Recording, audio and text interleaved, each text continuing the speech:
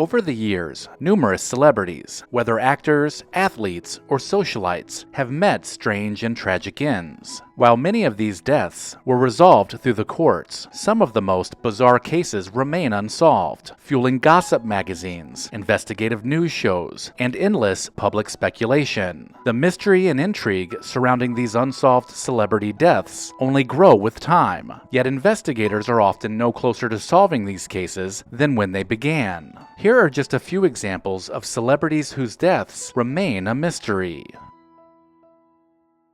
Alexa Kinnan was a rising star in the 1980s, known for her roles in Little Darlings, Honky Tonk Man, and Pretty in Pink. Her career showed so much promise, but that is until her life was cut short on September 10, 1985, when she was found dead in her Manhattan apartment at just 23 years old. The circumstances around her death, and who, if anyone, was responsible, still remain unsolved. Born on February 16, 1962, in New York City, Alexa grew up with a passion for acting. Her mother was an actress, and her father was a doctor. Alexa began her acting career young, securing her first professional role in the 1972 holiday TV special, The House Without a Christmas Tree, alongside Jason Robards and Lisa Lucas. Throughout the 1970s and early 1980s, she was active in off-Broadway productions, TV series, and films, including the TV miniseries The Word, the teen comedy Little Darlings, and Honky Tonk Man with Clint Eastwood.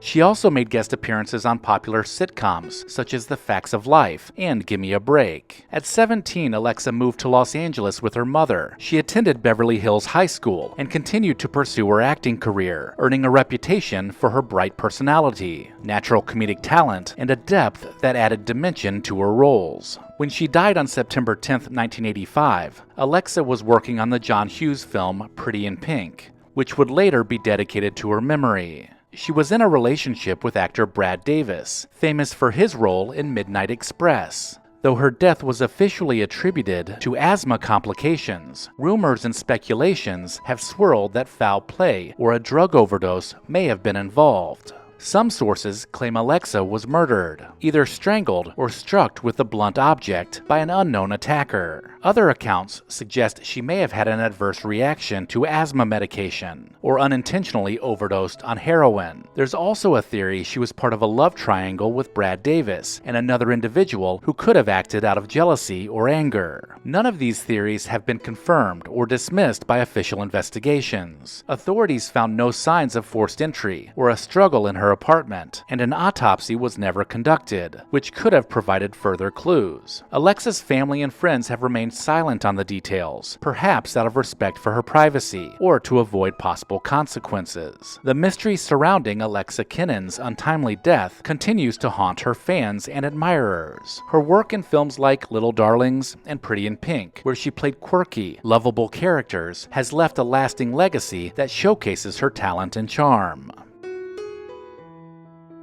Gary Coleman became one of the biggest stars of the 1980s, known for his leading role in the sitcom Different Strokes. His later career and personal life have since served as a cautionary tale about the challenges child actors face in the entertainment industry. Throughout his career, Coleman earned over $18 million, but saw little of it. In 1989, he sued his agent, his business manager, and his attorneys, who collectively took 42.5% of his pre-tax earnings. Adding to the betrayal, money intended for a secure savings account was reportedly funneled into a pension plan for his adoptive parents, Sue and Willie. Though Sue and Willie claimed they were unaware of the financial misconduct, the situation permanently strained their relationship with Coleman, leaving him feeling exploited.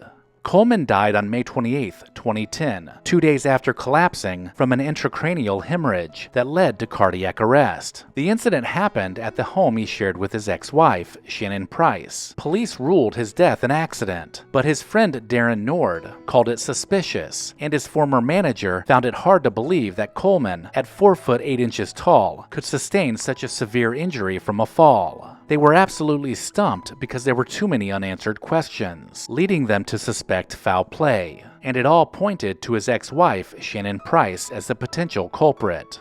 Price's decision not to accompany Coleman to the hospital, and her choice to take him off of life support 2 days later, despite his stated wish to stay alive for 2 weeks in an emergency, raised further questions. Coleman's former girlfriend, Anna Gray, commented, "I think Price's actions speak volumes. I don't need to say more." The sad and sudden death of Gary Coleman still remains a mystery to this day, and no charges have ever been filed against Shannon.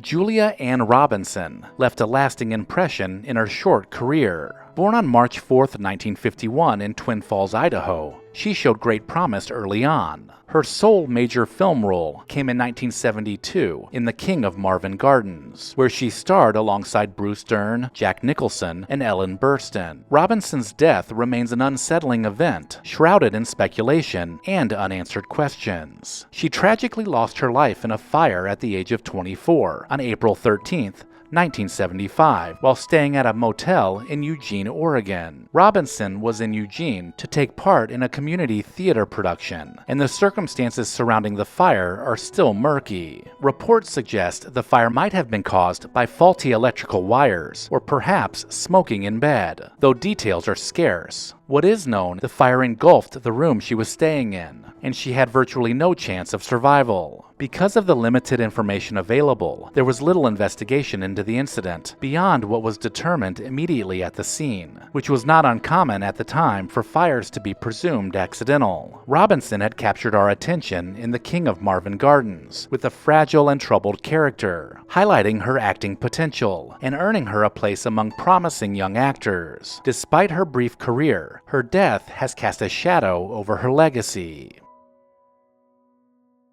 Let me know in the comments if I missed anything, and please consider subscribing and sharing Recollection Road Entertainment with someone you know. As always, thank you so much for watching.